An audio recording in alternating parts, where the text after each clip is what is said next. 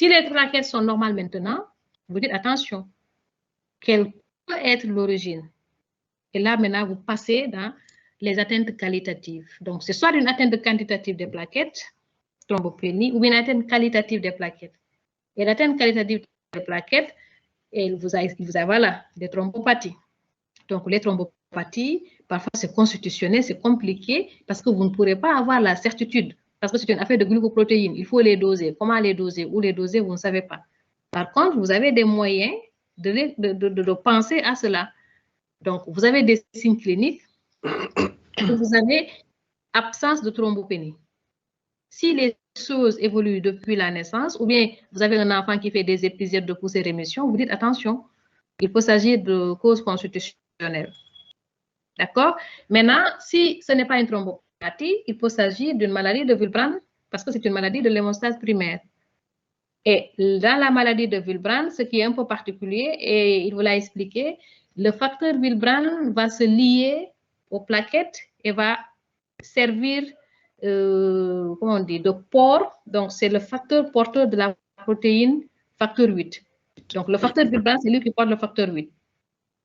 Et quand vous avez un déficit, un trouble de l'hémostase primaire et vous n'arrivez pas à avancer, si vous pensez au facteur Willebrand, parce qu'il vous a dit il y a plusieurs types, il y a le type 1, le type 2, le type 3. Si vous pensez à un trouble quantitatif, en principe, le facteur il doit être abaissé.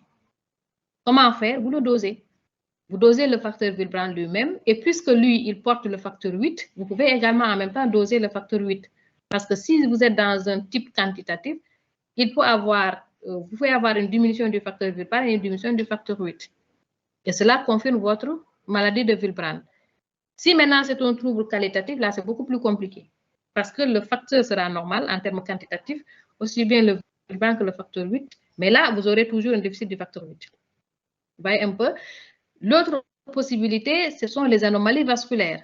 Et là encore, c'est beaucoup plus compliqué quand on vous dit qu'il y a une fragilité vasculaire. Parce que, je vous ai dit, les acteurs, ce sont les plaquettes, les protéines et la paroi vasculaire, l'endothélium vasculaire. Si vous avez une fragilité vasculaire, là également, vous aurez un trouble de l'hémostase primaire. Mais là, c'est des tests qu'on peut faire pour vérifier s'il y a oui ou non un bon tonus vasculaire ou bien s'il y a une fragilité. Cela ne se fait pas dans nos pays.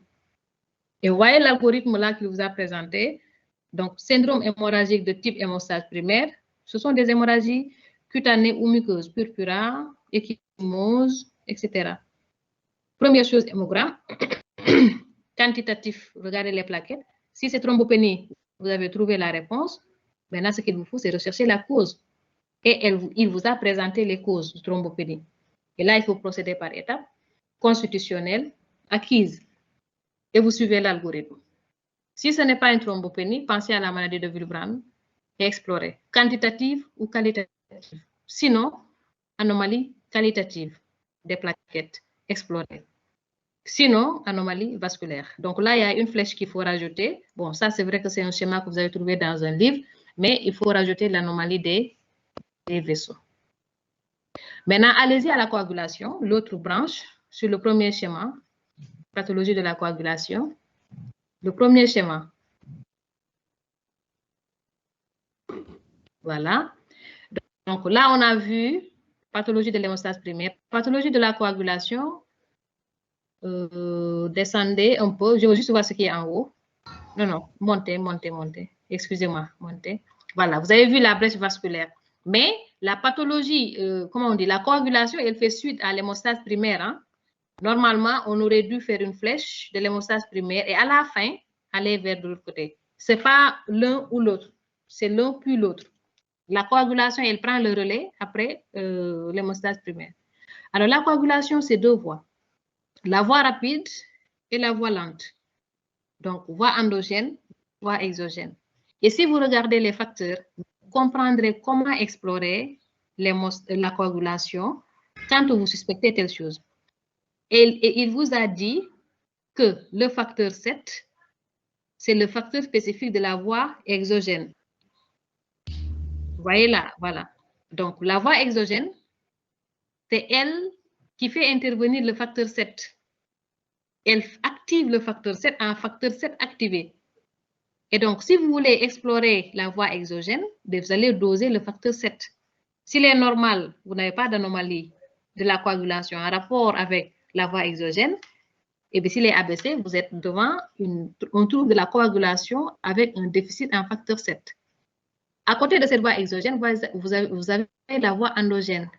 La voie endogène, elle part du facteur 12. Bon, là, vous n'avez pas montré le facteur 13. Il est un peu en haut.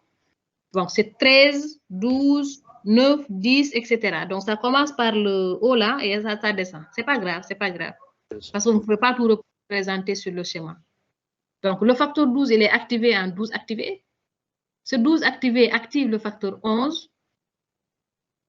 Normalement, il y a une flèche, le 12 activé là, il agit, voilà, il agit là. Donc, il y a une flèche qui part du 12 activé sur le 11. Donc, le 12 activé va activer le 11 qui va devenir le 11 activé. Et le 11 activé va activer le 9 qui va devenir le 9 activé. D'accord? Et ce complexe-là, qu'on appelle le complexe prothrombinase, qui va être constitué du facteur 2 activé, remontez un peu, vous n'avez pas représenté. Il y a un complexe prothrombinase qui va être constitué du facteur 10 activé. Bon, vous ne l'avez pas représenté, peut-être que c'est le schéma, c'est pas grave, continuez. Attendez, il y a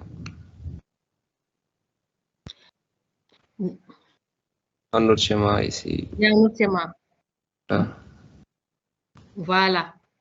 Vous voyez, ce que vous avez encadré là, l'encadré, le 10 activé, le facteur 10 activé, oui, plus le facteur 5 activé, plus les phospholipides là, plus le calcium, c'est ce qui va entraîner l'activation du facteur 2 en facteur 2 activé, c'est-à-dire la prothrombine en thrombine.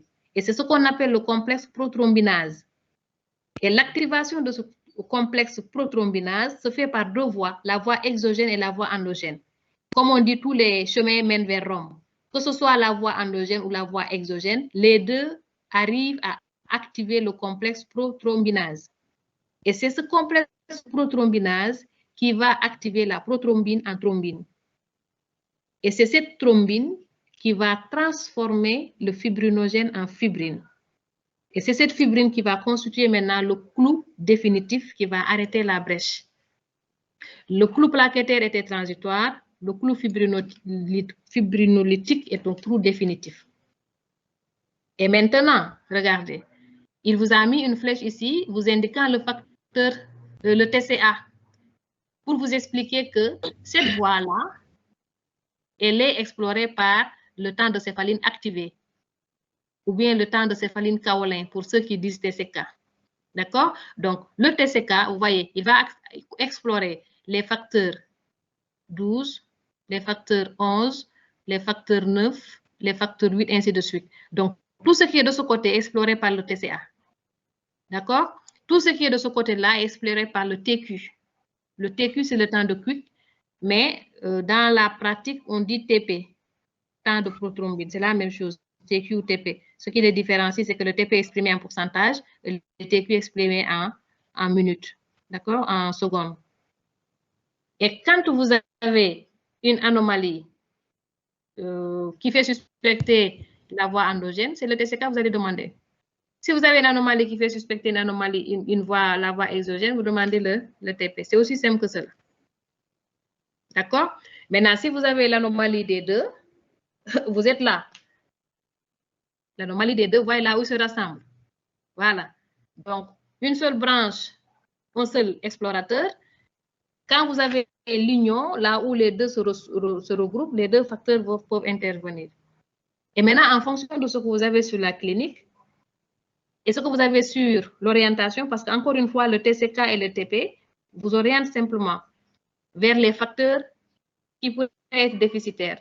Et maintenant, c'est le dosage spécifique de ces facteurs-là qui va quantifier le déficit. Si vous avez une suspicion d'un déficit en facteur 8, en facteur 9, vous n'allez pas demander le TP, parce que le TP n'explore pas ces facteurs-là. Le TP explore à partir d'ici, facteur 7. Donc, pour un déficit suspect de facteur 8, facteur 9, vous êtes là. Donc, vous explorez, vous regardez le TCK, il sera allongé. Et donc, vous dosez les facteurs qui peuvent être incriminés. Donc, c'est la stratégie d'exploration. C'est ce qui est important, l'algorithme là. Donc, vous commencez par l'hémostase primaire, vous éliminez